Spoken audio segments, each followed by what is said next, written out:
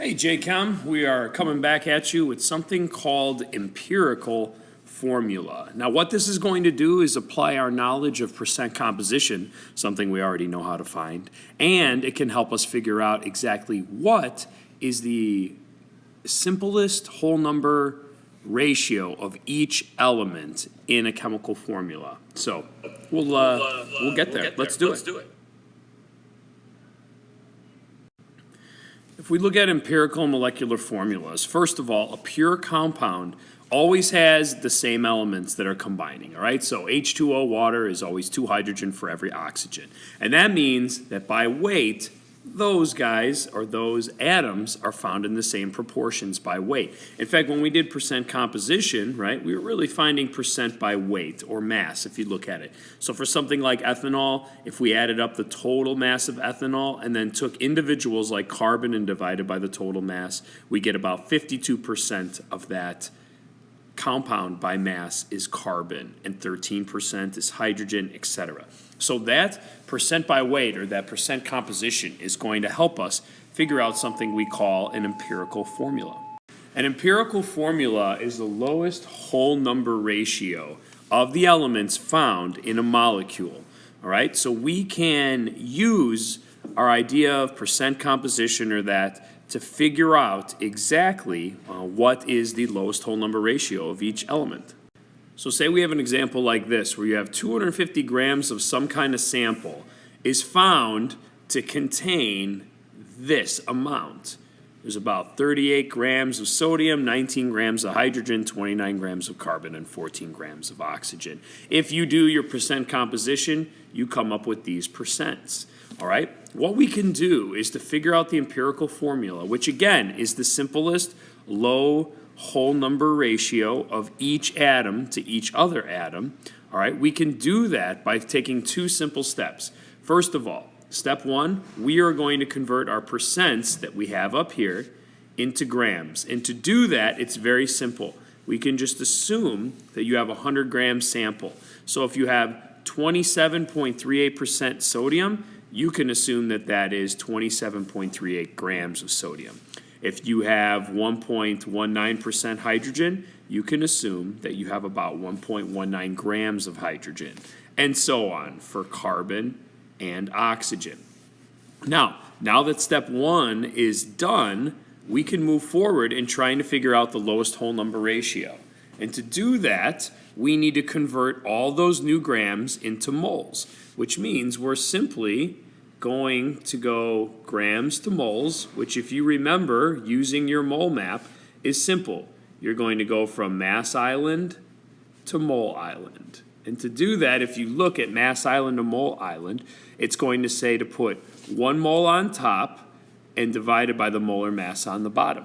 So that's what we're going to do with all of these assumed masses. Remember, we turn the percents into grams by just assuming that the mass sample was 100 grams. So for sodium, to figure out how many moles there are, we took the 27.38 grams of sodium and we multiplied it by 1 mole over 23 grams. And what we ended up getting was about 1.1904 moles of sodium.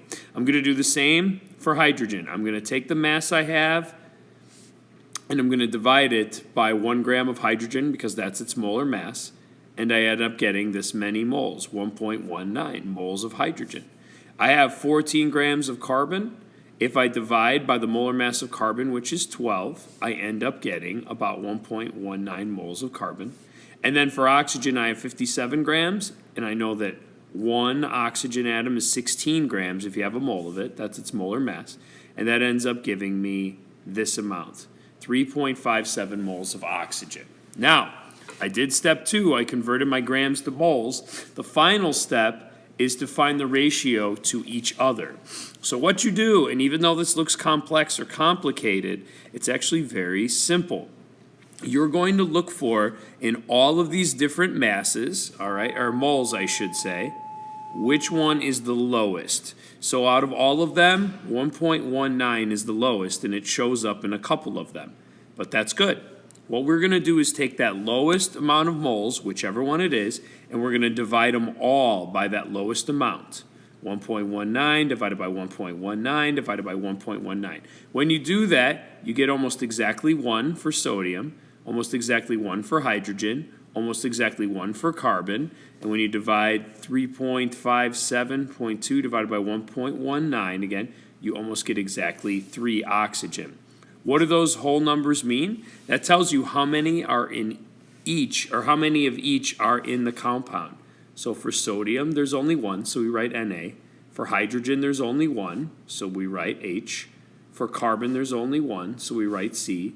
And for oxygen, there's 3, so we'd write O3. So by doing this process, and you're not a pro at it yet, just hang in there, follow along, you actually figured out the lowest whole number ratio of each element to the other in a formula. And that is called the empirical formula, the most simple ratio between all the elements in a compound. So if we start another completely different example, the problem here says that analysis shows that we have a compound that has 32.38% sodium, 22.65% sulfur, and 44.99% oxygen. And they want us to find the empirical formula for this compound. Well, to do that, let's step over here. Remember, we take the percents and we assume it's a 100-gram sample. So we literally just turn those percents into grams. So now instead of 22.65% sulfur, I have 22.65 grams. Instead of 44.99% oxygen, I have 44.99 grams of oxygen. All right, now that I have the grams of each one, remember, the next step, step 2, is to convert the mass to moles. And to do that, we can use our mole chart going from mass to mole, which really is just multiplying by 1 mole on top divided by the molar mass on the bottom. So that's what we're going to do here. We're going to take the grams, divide by the molar mass of sodium, and that'll get us 1.408 moles of sodium.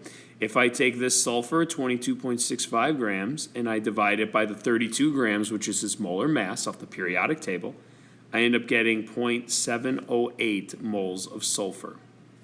And if I take the 44.99 grams of oxygen and divide it by 16 grams, I end up getting 2.812 moles of oxygen.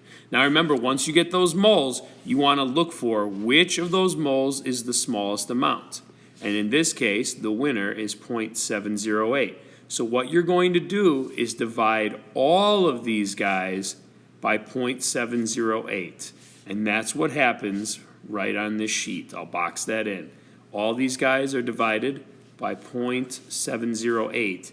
And the numbers that come out are very close to a whole number. So you want to round a little bit, but this one comes out very close to 2 for sodium, very close to 1 for sulfur, and very close to 4 for oxygen.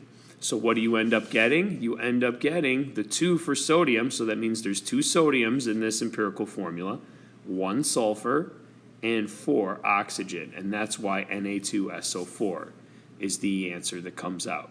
Again, step 1, we took the percent and converted it to grams. Step 2, we converted the grams into moles. And step 3, we divided by the smallest mole to get a nice whole number ratio. And those whole numbers led us to that answer. Now here's a little different example. It looks like a lot of writing, but I'll walk you through it. Don't panic. But it's a different example where the ratios don't come out exactly as whole numbers. So I want to walk through what that could look like on how we could make that happen for an empirical formula. All right, so you have 175 gram hydrocarbon sample, and they figure out that 83% of it is carbon. Well, that must mean that the other 17% is hydrogen then, because it says it's a hydrocarbon. So there's only hydrogens and carbons in there. Now, if that's the case, we can assume then that 83% carbon, we can turn to 83 grams of carbon, and that 17% hydrogen can be turned into 17 grams of hydrogen. Now, that was our first step, convert percent to grams. Now, as is stated right here, now step 2, we're going to go grams to moles. So you're going to take that 83 grams that you made up, and we are going to convert it to moles by dividing by the molar mass of carbon. So let's divide it by 12 grams, and you end up with about 6.917 moles of carbon. Now take that 17 grams of hydrogen, divided by its molar mass, and you end up getting 17 moles of hydrogen. Remember, step 3, you want to divide by the lowest moles. So in this case, the lowest mole, the winner would be 6.917 moles. So that's what they do. They divide both of these moles by the smallest amount, and no surprise, carbon divided by itself gives you a ratio of 1. But hydrogen can round to about 2.5. It was about 2.4577. That rounds to about 2.5. Now, if we drew that out as it shows right here, the formula empirical-wise would be CH2.5. Well, that's not right. We can't have a half of a hydrogen atom, so what we can do is double it. Just like you did when you balanced equations, when you had a half to finish the balancing, double them. So C becomes C2 and H becomes H5. And that ends up giving you your empirical formula, which also ends up being your molecular formula as well. But the idea here is that you're just trying to figure out the simple ratio. And if it's not working out with all whole numbers, try doubling it or tripling it to bring them all very close, all those numbers, to a whole number. All right, this last page just brings back some comparisons that I think are pretty important. First of all, what's the difference between molar mass and atomic mass? Remember, molar mass in the periodic table means that you have a mole of it, which converts all of the units into grams. So simply adding up on the periodic table and saying it's in grams does the job when you're dealing with molar mass. If it's atomic mass, that means we're going to have our mass in units of AMUs, which is atomic mass units. That's because you aren't dealing with a mole or a huge number of those atoms. So we can measure those guys in AMUs, or atomic mass units.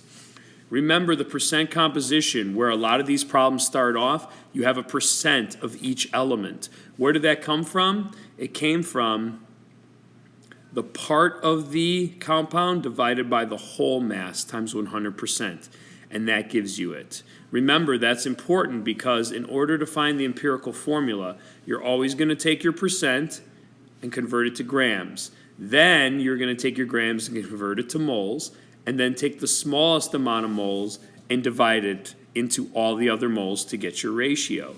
The empirical formula ends up being that lowest ratio possible, and a molecular formula will still have that ratio, but it might be doubled or tripled or even quadrupled from the empirical formula to really say exactly what the compound is. But our focus will be on finding the empirical formula, not as much about the molecular formula. All right? But at least this is a good intro, and we will, of course, go through some problems and walk through some more together. But at least you have an idea and an intro to what empirical formula is. Thanks for listening, JChem. Take care.